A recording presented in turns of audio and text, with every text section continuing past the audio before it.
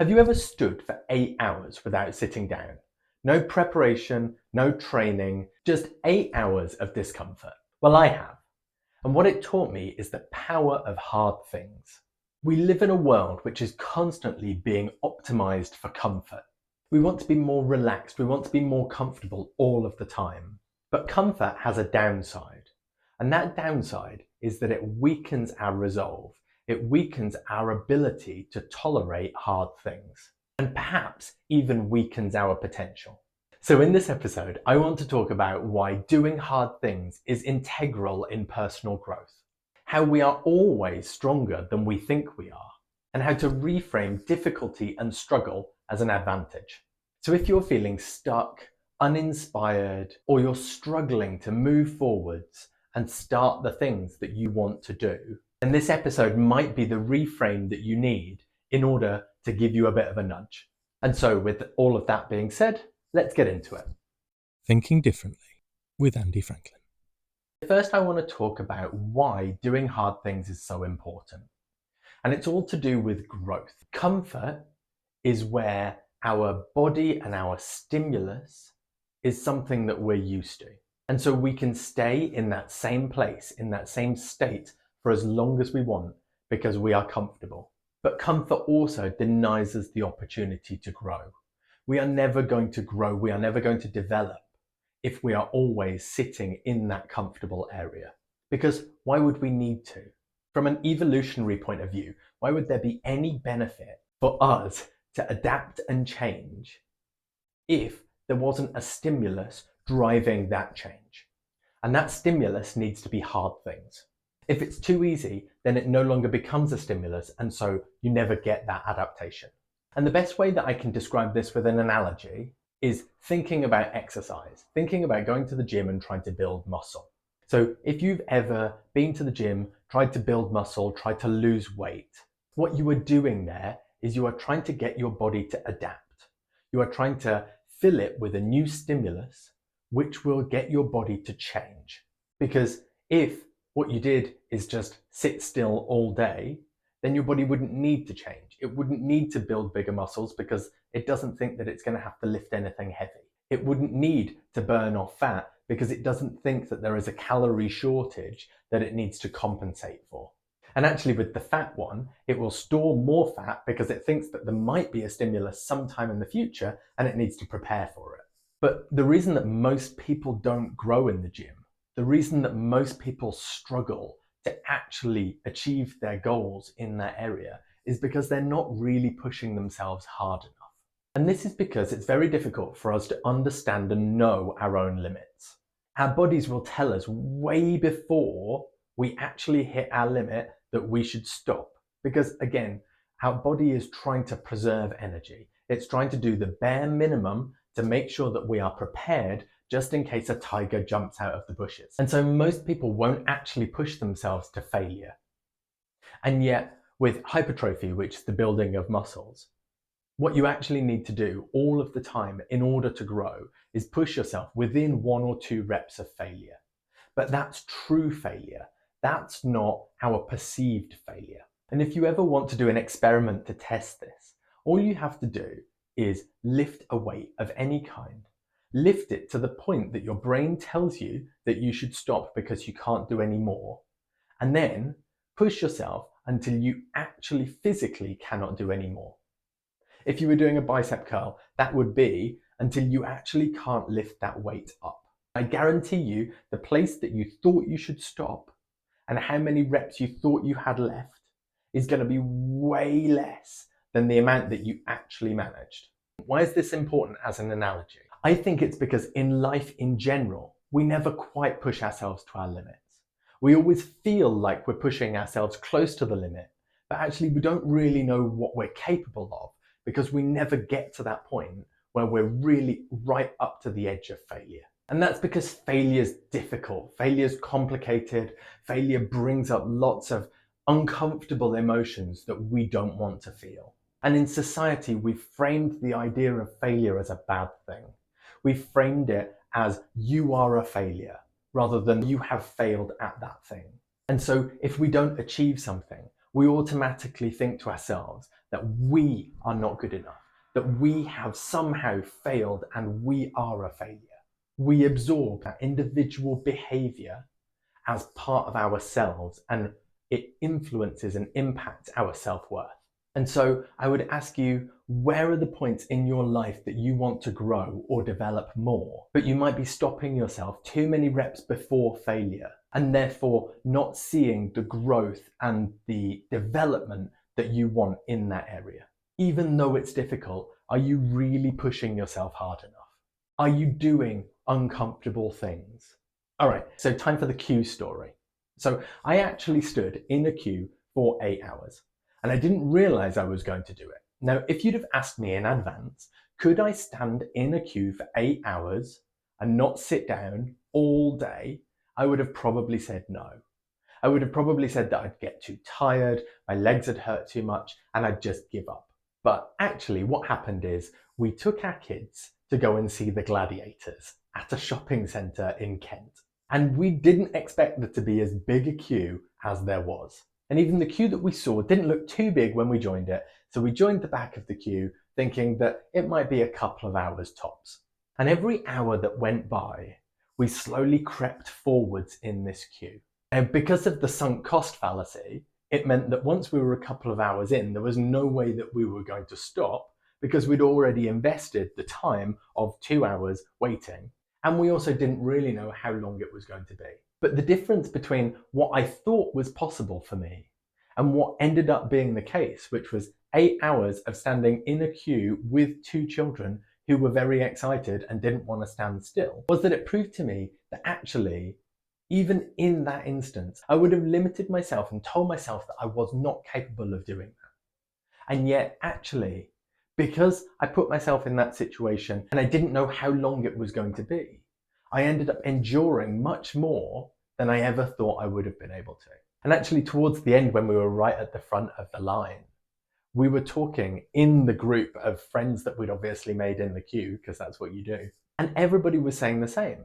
Nobody had ever invested 8 hours in standing in a queue for anything in their entire lives. And so I'm not suggesting that you go out and stand in a queue for 8 hours, unless there's something that you really, really want. But I just think it's a great example of how I would have put limitations on myself, but actually my perseverance and my body's ability to tolerate the discomfort of going through that was way more than I ever expected. And there's 2 other things that I'd like to mention about that story as well. The first one is that I don't think we would ever take on things as much if we actually knew how difficult they were going to be. I hear a lot of people in business talking about this on YouTube. And they basically say that nobody really understands how difficult it is to start a business. And if you did actually understand how hard it would be and how much work it would be, most people wouldn't have started. But equally, they were really glad that they had started. They were really glad that they were at the position that they were now. So sometimes the unawareness of how difficult the whole thing is going to be, the whole journey is going to be, is a good thing. Sometimes it's better to just take the first step, to knock over the first domino, and then momentum will take you through. And the second extra point on that story is that some of the time, things are difficult because you think they're going to be difficult. And the reason that I say that is because my kids, who are 7 and 3.5, had a lovely time for the 8 hours in the queue. They didn't see it as a struggle or a grind or a test of perseverance at all. What they actually did is just made up lots of games along the way. They made friends with the kids in front of them in the queue and the kids behind. They would find a grassy bank and roll down it. They sat on the floor when they were tired. The whole thing for them was an exciting and exhilarating experience because they weren't bogged down by the idea that this thing was hard.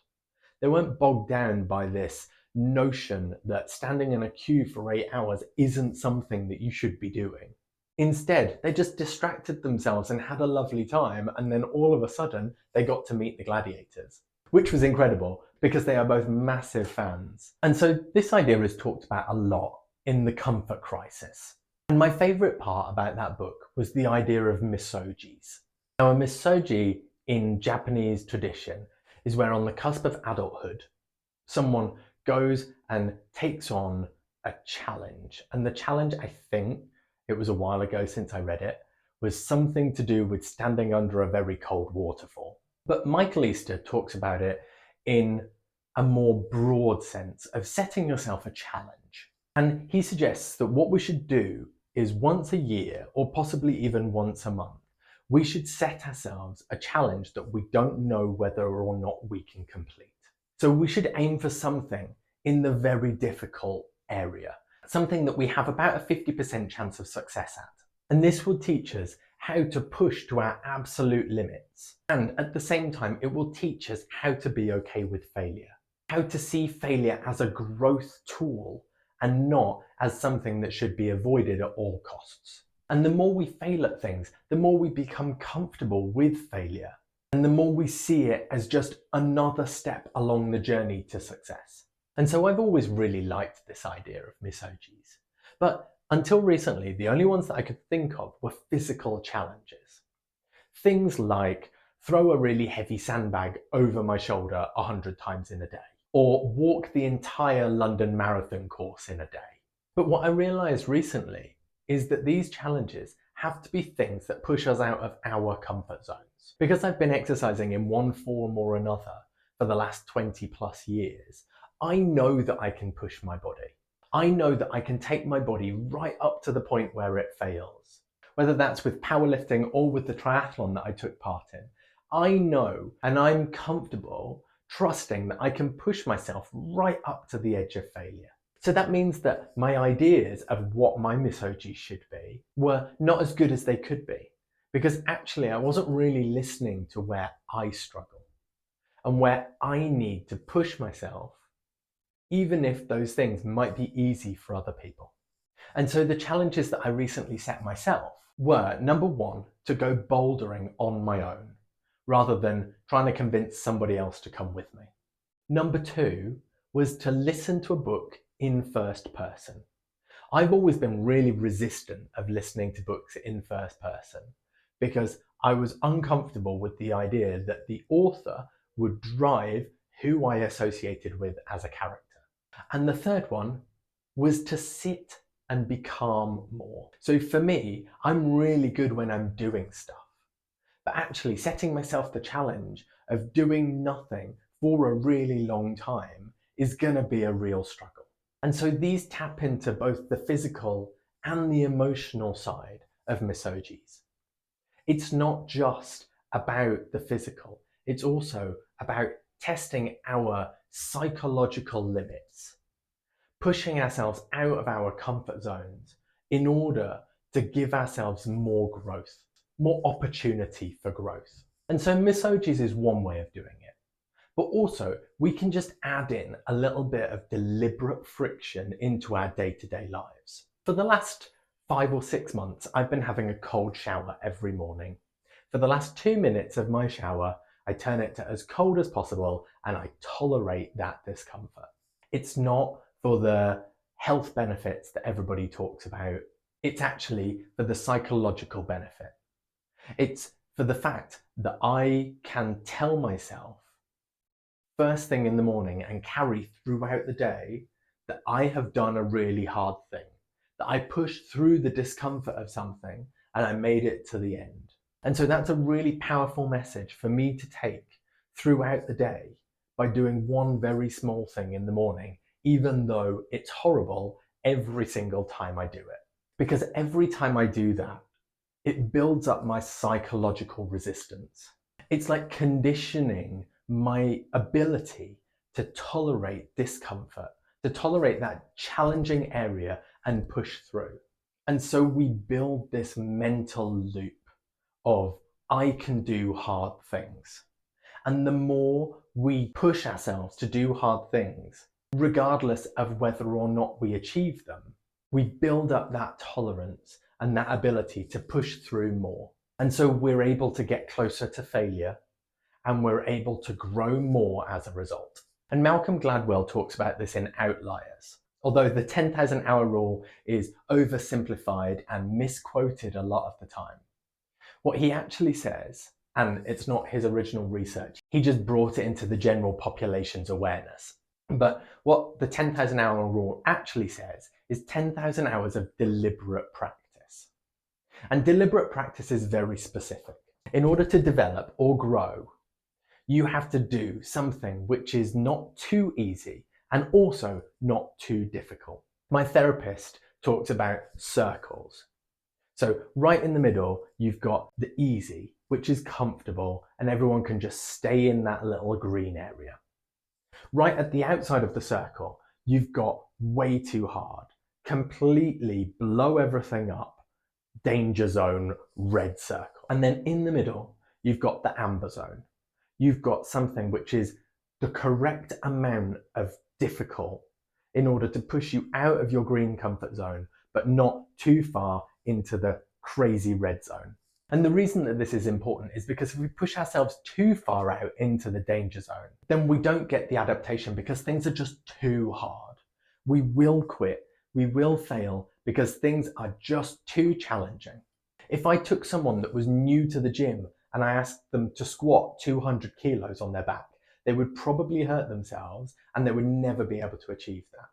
Just taking them into the gym once a week and asking them to do the same thing, just squat 200 kilos, would never work. They have to build up that resistance by constantly pushing themselves very slightly out of their comfort zone until their muscles develop. And this is the same with deliberate practice. We have to find that sweet spot where it's not too easy and it's not too difficult. And we also have to make sure that we're practicing the right things. Anything that we practice regularly will become our default, will become our normal, which is amazing if we're practicing things like resilience and sturdiness, but not so good if we're practicing things like I can eat a whole bag of cheese puffs every night. And so we need to find the right areas to focus on in order to develop and grow.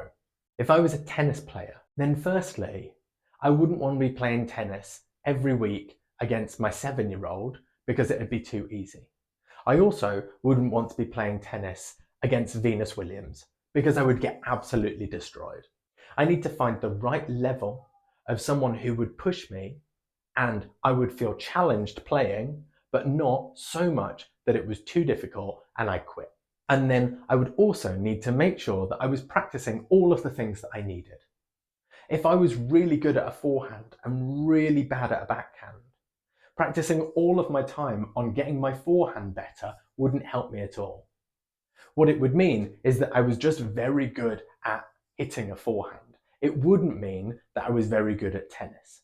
In the same way, if I was practicing piano, deliberate practice is very important. You need to make sure that you are focusing on all of the skills that will make you a better pianist. If every single time I sat down to practice the piano, what I did is play chopsticks, it wouldn't make me an incredible pianist. It would make me very good at playing chopsticks. Right, so on to the next thing with doing hard things. This all comes down to skill acquisition and cognitive blind spots. And the best way that I can describe this is with a Rocky analogy. In the film Rocky, there's this incredible training montage that takes place before his big fight. And what we see is snapshots of every single day him getting up and doing the same thing. The whole training montage is probably about 3 minutes long.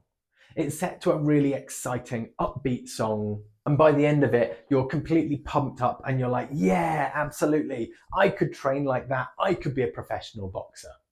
Or at least that's what I thought when I watched it. But that's because we have a misconception about how hard things actually are compared to watching other people do them. So Rocky's 3-minute montage of training every day and getting up and drinking raw eggs would have actually been a horrific process to go through. Every single day, pushing yourself to get up before everybody else, training so hard that you felt absolutely exhausted, and then doing it again and again and again. We have this ability to simplify the complicated and difficult things that other people are doing because we don't have to go through the pain of doing them. The other example of this is that when married couples were surveyed to ask them who did more of the household chores, both sides overestimated how much they did and underestimated how much the other person did. So when the two halves were added up as a percentage, the totals came to over 100%. And that's because if I wash up, I stand there for 30 minutes and I experience every second of those 30 minutes while I am doing that task. But my wife will come in, look at the washed dishes, and that's her experience. That single moment of, oh, the dishes are washed, is her only experience of that thing. And so it's natural that we will overestimate how much time we spend doing things because we have to experience that all of the way through. And we will underestimate how much time other people spend doing things because all we see is snapshots of that behavior.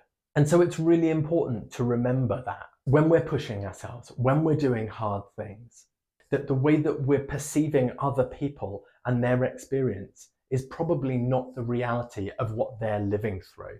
And we should make sure while we're doing these challenges that we're seeing it as internal growth and we're not comparing ourselves to other people or criticizing ourselves for not being as good or as quick or as competent at these things that we're trying as other people.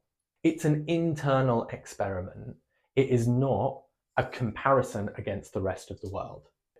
And as I said, using my examples, everybody struggles with different things. So it's important that you focus on the thing that you are struggling with and you develop in that area rather than trying to focus on whether or not you're as good at that thing as somebody else. Because that thing might come naturally to that person, but you might have an incredible advantage in a different area that they're terrible at. And then the other thing we have to keep in mind with the comparison is the idea of survivor bias. So I see this a lot on YouTube, that the people talking and giving advice are actually just the people who made it, the people who succeeded at those things. Very rarely do I ever get shown anything from somebody who didn't succeed, because the whole fact that they didn't succeed means that I don't see it. And so again, just moving away from that idea of comparison. When we're doing hard things, we do them for ourselves in order to grow and develop into the people that we want to be, and not to try and develop into somebody else. We're never going to be those people. They're never going to be us. And then the final thing is around awareness of the difficulties that you have already survived through. This is really critical in the doing hard things space, because anything we do that we now find easy, we assume we have always found easy. We don't see it as a challenge that we've overcome. Instead, we just see it as something which we do. And this slips back into the hedonic treadmill idea of anything that we do regularly, which just becomes the norm, we become accustomed to. We don't see it as a thing anymore. And so it's important to recognize the growth that we are making. It's important to recognize the things that we can already do really well, that we've already put all of the work and the effort into. All of those things which we used to find hard that we don't anymore. We shouldn't discount those. We should champion those as examples to ourselves that we are capable of pushing through difficult things, that we are capable of doing hard things, and we are capable of growing into different people, and we are capable of flourishing by pushing ourselves and trusting that we are capable. And so, in closing on this idea, something that I keep trying to tell myself is there's no magic bullet. There is no one single thing that I can learn or I can do which will make everything easier. If there was, then everybody would be doing it, everybody would know about it, and it would just be the way. The point is that stuff is hard.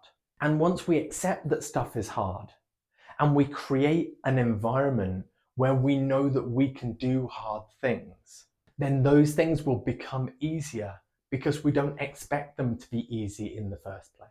Plus, there's another idea that anything that comes easily can also be easily taken away. The things of real benefit, the things of real importance, are the things that we have to work for. Now, whether that's because we see them as more valuable because we have to work for them, and there is a couple of experiments out there about cognitive bias in that area as well. The idea that if a club is more difficult to get into, then you automatically think that it has more benefit. If you pay for a course, then you automatically think that course has given you more value than something that you might have got for free. But anything that's really easy is also repeatable by everybody else. So there is no collective value in that thing because everybody can do it. But more than that, the most important thing that I hope you take from this episode is the idea that if we do hard things, it teaches us that we can do hard things. It teaches us that we can push past the limits and the barriers that we put on ourselves, and our opportunities to grow and develop and learn and thrive are endless and infinite. If you're not doing hard things, you're not reinforcing to yourself the idea that you can do hard things. Thank you for listening to this episode. As always, I'd love to see your comments. I'd love to see what you find difficult and whether or not you're going to go off and challenge yourself. And also, if you do, come back and let everybody else know how you got on. Oh, and one final thing, just to prove that even though I'm saying this stuff, it doesn't come naturally and it's not always easy. I didn't want to record this episode. If the topic of this episode hadn't been pushing through and doing hard things, I probably wouldn't have got it recorded. I was feeling a lot of low energy, low mood, and I couldn't get myself motivated. So none of us are perfect. None of us are going to always be able to push through and do these things. But I guarantee you, if you do, it will make you feel better. And I definitely feel like I have pushed through a barrier today that is going to benefit me in the future because I've proven to myself by recording this video that I can do hard things even when I don't want to. So, good luck, thanks for listening, take care, and I'll speak to you on the next one.